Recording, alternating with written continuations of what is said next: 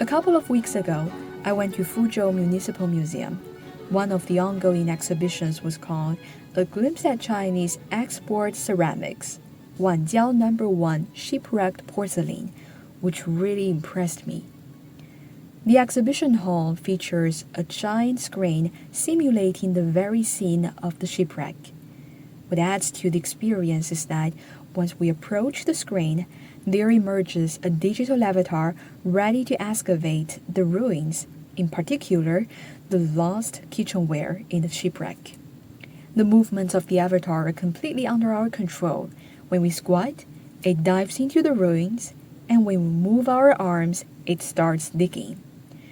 Either a precious plate or a broken cup, anything could come up.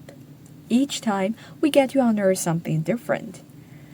This sort of interactive experience is both entertaining and educative. Over the years, museums have become an important source of inspiration and energy for me.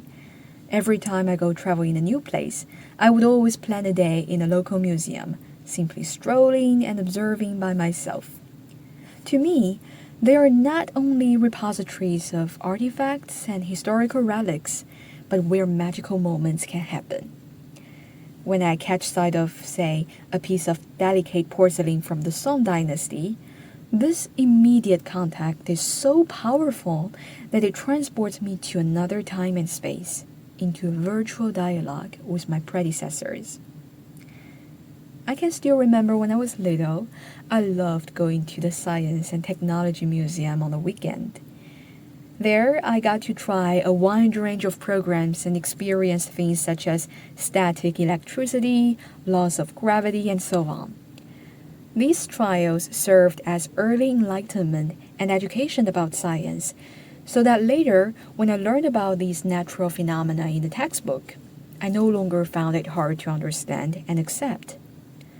More importantly, these museum visits opened up a door to greater imagination and curiosity about the world we live in, paving the way for creativity.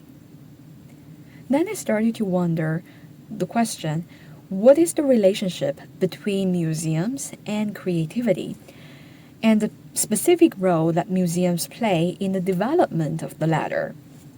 With the introduction of virtual reality among other interactive technologies, museums around the world are seeking to connect with younger audiences like us who grow up in a digital environment. There are fortunately many successful examples. At the Children's Museum in Mumbai, curators hope to establish meaningful interactions with art. In the Louvre Children's Museum in Abu Dhabi, children can discover the secret world within art pieces, exploring different emotions through play, listening, drawing, or even performing.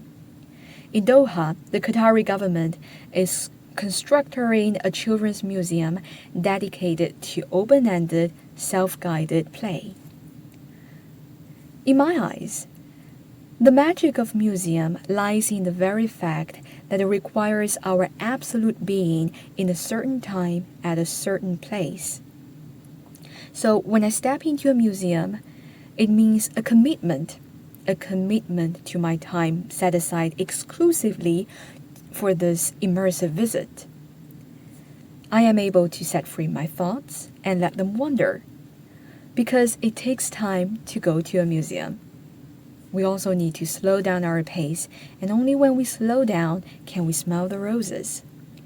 The same applies to creativity.